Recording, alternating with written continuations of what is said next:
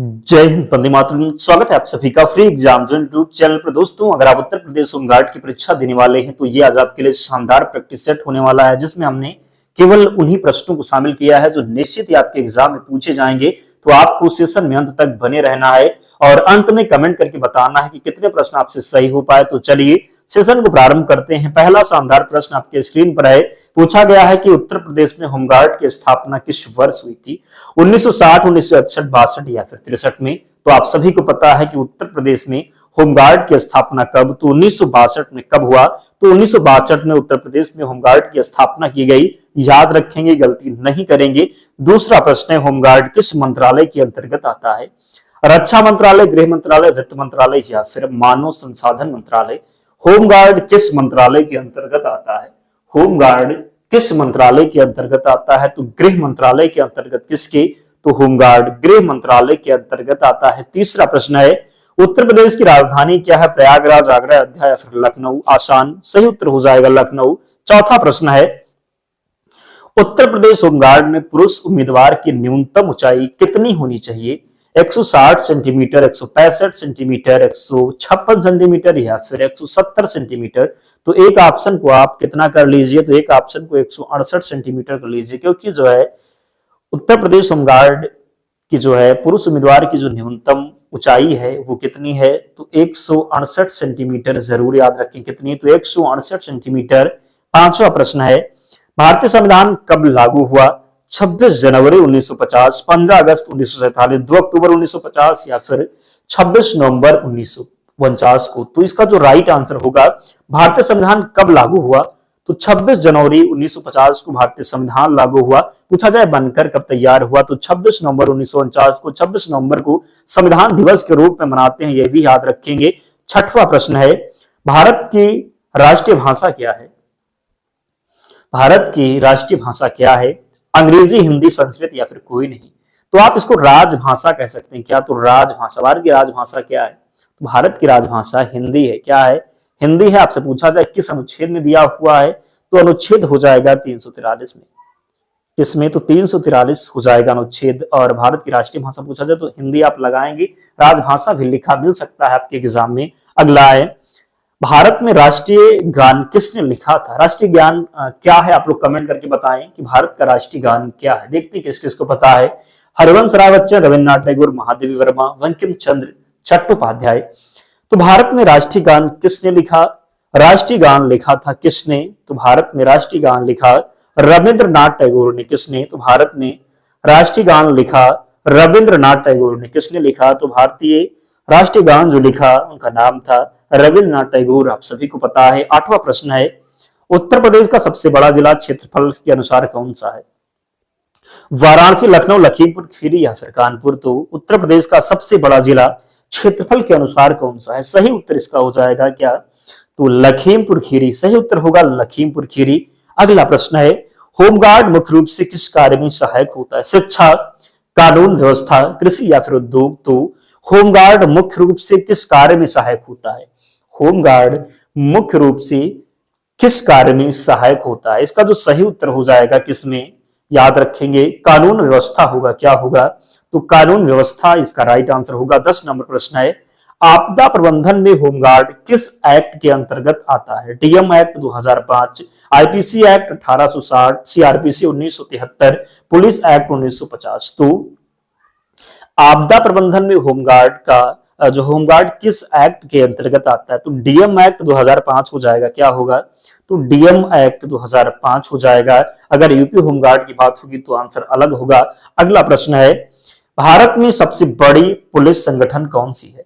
CRPF, CISF, BSF या फिर Indian army? तो भारत में सबसे बड़ी पुलिस संगठन की बात होगी तो सीआरपीएफ है। क्या है? तो सीआरपीएफ है। भारत का संविधान किस प्रकार का है? कठोर, लचीला, दोनों या फिर इनमें से कोई नहीं? तो भारत का संविधान किस प्रकार का है? कठोर, लचीला, दोनों या फिर इनमें से कोई नहीं? तो भारत का जो संविधान है ये कठोर भी है और लचीला भी है। तो राइट आंसर हो जाएगा दोनों। भारत का संविधान किस प्रकार का है? तो ये कठोर भी है, लचीला भी है। तो सही उत्तर लगाएंगे दोनों। राष्ट्रीय आपातकाल कौन घोषित करता है? प्रधानमंत्री, संसद, राष्ट्रपति या फिर सुप्रीम कोर्ट? तो राष्ट्रीय आपातकाल कौन घोषित करता है? राष्ट्रीय आपातकाल कौन घोषित करता है? तो राष्ट्रपति। कौन? तो सही उत्तर होगा राष्ट्रीय आपातकाल कौन घोषित करता है? तो राष्ट्रपति। 14 नंबर प्रश्न है, आपदा के समय होमगार्ड की जो है प्राथमिक जिम्मेदार क्या है? आपदा के समय होमगार्ड की प्राथमिक जिम्मेदारी क्या है? राहत व बचाव, कानून बनाना, चुनाव करना, शिक्षा देना। तो जब आपदा होगी तो होमगार्ड का जो प्राथमिक जिम्मेदारी होगी ये क्या होगा? राहत और बचाव करना। क्या? तो राहत और बचाव। आप सभी को प्रश्न है पता है, आसान प्रश्न है। यूपी होमगार्ड में महिला उम्मीदवार की न्यूनतम ऊंचाई क्या है? 150 सेंटीमीटर, 152, 155 या फिर 160। तो उत्तर प्रदेश होमगार्ड ने महिला उम्मीदवार की जो न्यूनतम ऊंचाई है ये 152 सेंटीमीटर, पुरुष उम्मीदवार की न्यूनतम जो ऊंचाई है 168 सेंटीमीटर और महिला की 152। अगला है, पुलिस को सूचना देने के लिए राष्ट्रीय नंबर क्या है? 102, 100, 112 या फिर 104। तो पुलिस को सूचना देने के लिए जो राष्ट्रीय नंबर है, सही उत्तर इसका हो जाएगा कितना? तो 112। कितना? तो पुलिस को सूचना देने के लिए राष्ट्रीय नंबर क्या है? पुलिस को सूचना देने के लिए राष्ट्रीय नंबर है 112। अगला प्रश्न है, होमगार्ड में चयन के बाद सबसे पहले क्या मिलता है? सैलरी, ट्रेनिंग, वेतन या फिर प्रमोशन। तो होमगार्ड में चयन के बाद सबसे पहले आपकी क्या होगी? तो ट्रेनिंग होगी। क्या होगी? तो ट्रेनिंग होगी। अगला है, भारत में दंड संहिता किस वर्ष लागू हुई थी? 1860, 1857, 1900 या फिर 1890 में। तो भारत में दंड संहिता किस वर्ष लागू हुई थी? किस वर्ष? तो 1860 में। कब? तो भारत में दंड संहिता जो लागू हुई 1860 में। भारत का सर्वोच्च न्यायालय कहाँ है? दिल्ली, मुंबई, कोलकाता या फिर चेन्नई। तो भारत का सर्वोच्च न्यायालय कहाँ है? भारत का सर्वोच्च न्यायालय कहाँ है? तो भारत का सर्वोच्च न्यायालय दिल्ली में है। कहां पर है? तो दिल्ली में है। 20 नंबर प्रश्न है, राष्ट्रीय ध्वज किस सामग्री का बनता है? कपास, खादी, नायलॉन या फिर रेशम। तो राष्ट्रीय ध्वज किस सामग्री का बनता है? राष्ट्रीय ध्वज किस सामग्री का बनता है? सही उत्तर इसका हो जाएगा क्या? तो खादी हो जाएगा। क्या होगा?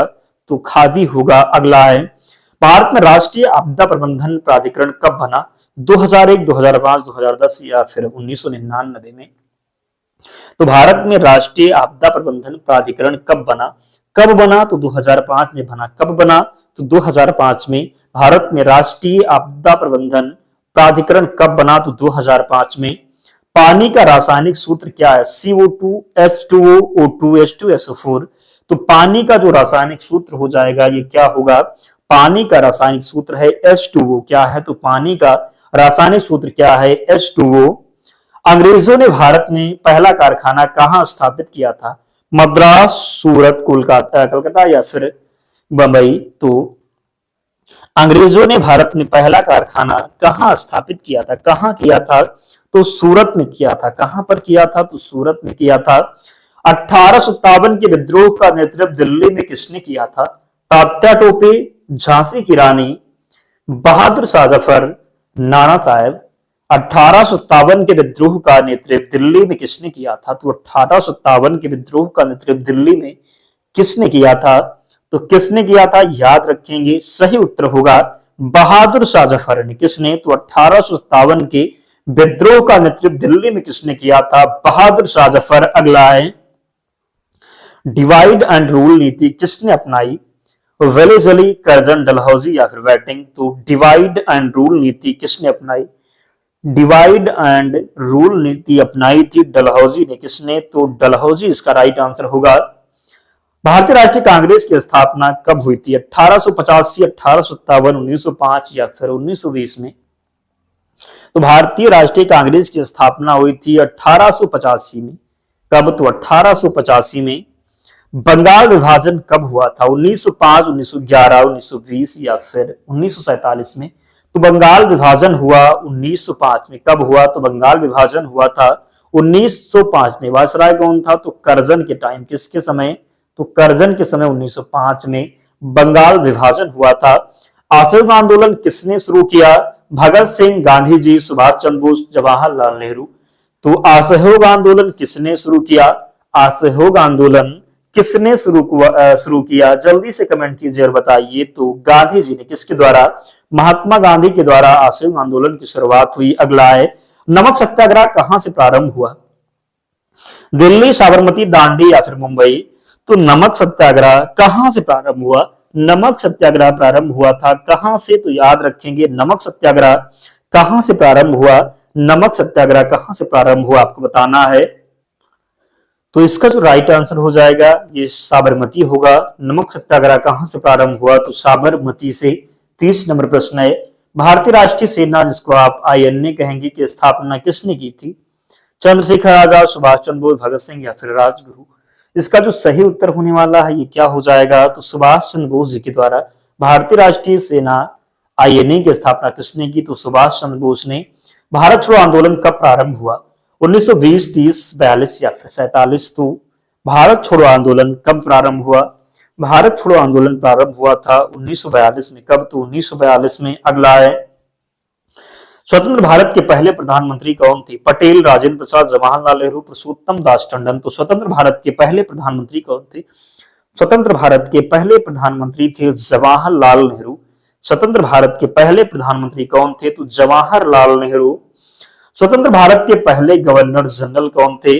माउंटबेटन, जवाहरलाल नेहरू, पटेल या फिर डॉक्टर राजेंद्र प्रसाद? तो स्वतंत्र भारत के पहले गवर्नर जनरल कौन थे? स्वतंत्र भारत के पहले गवर्नर जनरल थे माउंटबेटन। और आप में से जिसने भी अब तक वीडियो को लाइक नहीं किया है, निवेदन है आप सभी से जल्दी से वीडियो को लाइक कर दीजिए और चैनल को सब्सक्राइब करना है। डेली हमारे साथ जुड़िए, निश्चित ही आपका यहाँ से बहुत ही फायदा होने वाला है। हम जो प्रश्न कराएंगे आपको उनका बार बार रिवीजन करना, याद कर लेना अच्छी तरह से, क्योंकि प्रश्न बाहर नहीं जाएगा। बस आपको डेली हमारे साथ जुड़ना होगा, सभी प्रश्नों का रिवीजन करना है और जब आपके एग्जाम में प्रश्न पूछा जाएगा तो आप गलत नहीं करके आएंगे। इसलिए रिवीजन जरूर करते रहें। जितना भी हम क्लासेस लेते हैं उनको देखें, बार बार रिवीजन कीजिए, पीडीएफ से रिवीजन करिए, वीडियो से करिए, लेकिन रिवीजन जरूर करिए ताकि वो प्रश्न आपको रट जाए और जब आप एग्जाम हॉल में जाएं तो आप गलत ना करके आए। तो भारत के संविधान का पिता किसे कहा जाता है? भारत के संविधान का पिता कहा जाता है डॉक्टर भीमराव अंबेडकर को। 35 नंबर प्रश्न है, भारत का राष्ट्रपति किसके द्वारा चुना जाता है? जनता, संसद सदस्य, निर्वाचक मंडल, सुप्रीम कोर्ट? तो भारत का राष्ट्रपति किसके द्वारा चुना जाता है? भारत का राष्ट्रपति चुना जाता है निर्वाचक मंडल के द्वारा। किसके द्वारा? तो निर्वाचक मंडल के द्वारा, याद रखना है। अगला प्रश्न है, भारतीय संसद की अवधि कितनी होती है? 3 वर्ष, 4 वर्ष, 5 वर्ष या फिर 6 वर्ष? तो सही उत्तर हो जाएगा 5 वर्ष। कितना? तो 5 वर्ष। प्रधानमंत्री की नियुक्ति कौन करता है? संसद, राष्ट्रपति, लोकसभा या फिर सर्वोच्च न्यायालय? तो प्रधानमंत्री की नियुक्ति कौन करता है? राष्ट्रपति के द्वारा। किसके द्वारा? तो राष्ट्रपति के द्वारा प्रधानमंत्री की नियुक्ति की जाती है। अगला है, भारत में राज्यसभा एक अस्थायी सदन है जिसके सदस्य कितने वर्षों के लिए चुने जाते हैं? तो जब राज्यसभा की बात होगी तो राज्यसभा अस्थायी सदन है और राज्यसभा जो है ये उच्च सदन भी कहा जाता है। लोकसभा को निम्न सदन और राज्यसभा को उच्च सदन कहा जाता है। राज्यसभा की अगर आपसे इसकी कार्यकाल पूछा जाए कितने वर्षों के लिए चुने जाते हैं तो 6 वर्षों के लिए। कितने? तो राज्यसभा का जो कार्यकाल है ये 6 वर्ष है। अगर लोकसभा का पूछा जाए तो 5 वर्ष है। याद रखेंगे, गलती नहीं करेंगे। राज्यसभा को उच्च सदन और लोकसभा को निम्न सदन कहते हैं। अगला है, राज्यपाल की नियुक्ति कौन करता है? प्रधानमंत्री, राष्ट्रपति, संसद या फिर मुख्यमंत्री? तो राज्यपाल की नियुक्ति कौन करता है? राज्यपाल की नियुक्ति की जाती है राष्ट्रपति के द्वारा। किसके द्वारा? राष्ट्रपति के द्वारा राज्यपाल की नियुक्ति की जाती है। संविधान सभा के अस्थायी अध्यक्ष कौन थे? Doctor Ambedkar, Rajendra Prasad, Jawaharlal Nehru, BN Rao? तो संविधान सभा के अस्थायी अध्यक्ष कौन थे? संविधान सभा के अस्थायी अध्यक्ष थे डॉक्टर राजेंद्र प्रसाद। अगर आपसे अस्थायी अध्यक्ष पूछा जाए तो डॉक्टर सच्चिदानंद सिन्हा अस्थायी अध्यक्ष थे। अगला प्रश्न है, भारत में मतदान की आयु कितनी है? 21 वर्ष, 18 वर्ष, 16 वर्ष या फिर 25 वर्ष? तो भारत में मतदान की जो आयु है कितनी है? तो भारत में मतदान की जो आयु, आप सभी को पता है अभी एसआईआर का जो है मामला चल रहा है, तो भारत में मतदान की जो आयु है 18 वर्ष है। कितना है? तो 18 वर्ष है। अगला है, राष्ट्रपति का कार्यकाल कितना होता है? 3 वर्ष, 5 वर्ष, 6 वर्ष या फिर 4 वर्ष? तो राष्ट्रपति का जो कार्यकाल होता है कितना? राष्ट्रपति का कार्यकाल कितना होता है? तो 5 वर्ष। कितना? तो 5 वर्ष सही उत्तर होगा। भारत में आपातकाल लगाने का अधिकार किसे है? प्रधानमंत्री, राष्ट्रपति, संसद या फिर लोकसभा? तो भारत में आपातकाल लगाने का जो अधिकार है ये किसी है? तो याद रखेंगे राष्ट्रपति को। किसे? भारत में आपातकाल लगाने का अधिकार राष्ट्रपति को है। निम्न से कौन मौलिक अधिकार नहीं है? समानता का अधिकार, शिक्षा का अधिकार, संपत्ति का अधिकार या फिर स्वतंत्रता का अधिकार? तो यहाँ पर जो राइट आंसर होगा हो जाएगा कौन सा? तो संपत्ति का अधिकार। कौन सा? तो संपत्ति का अधिकार, क्योंकि संपत्ति के अधिकार को 44वें संविधान संशोधन के द्वारा हटा करके विधिक अधिकार बना दिया गया था। तो संपत्ति का अधिकार जो है ये मौलिक अधिकार नहीं है। भारतीय संविधान का निर्माण किस समिति ने किया था? भारतीय संविधान का निर्माण किस समिति ने किया था? प्रारूप समिति, वित्त समिति, निर्वाचन समिति, योजना समिति? तो भारतीय संविधान का निर्माण किया था किसने? तो प्रारूप समिति के द्वारा। किसके द्वारा? तो प्रारूप समिति के द्वारा। संविधान सभा की मसौदा समिति के अध्यक्ष कौन थे? जवाहरलाल नेहरू, डॉक्टर राजेंद्र प्रसाद, भीमराव अम्बेडकर, सरदार पटेल। तो संविधान सभा के मसौदा समिति के अध्यक्ष कौन थे? तो संविधान सभा के मसौदा समिति के अध्यक्ष कौन थे बताना है आपको। सही उत्तर इसका होने वाला है डॉक्टर भीमराव अंबेडकर। जरूर याद रखेंगे। अगला है, संसद में किसी मंत्री को हटाने के लिए कौन सा प्रस्ताव लाया जाता है? विश्वास मत, अविश्वास प्रस्ताव, विशेष प्रस्ताव, संशोधन प्रस्ताव?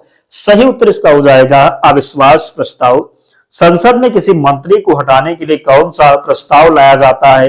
तो अविश्वास प्रस्ताव। भारत के चुनाव आयोग में कुल कितने सदस्य हैं? 1, 2, 3 या फिर 5? तो भारत के चुनाव आयोग में कुल कितने सदस्य हैं? कितने हैं? तो कुल 3 सदस्य हैं।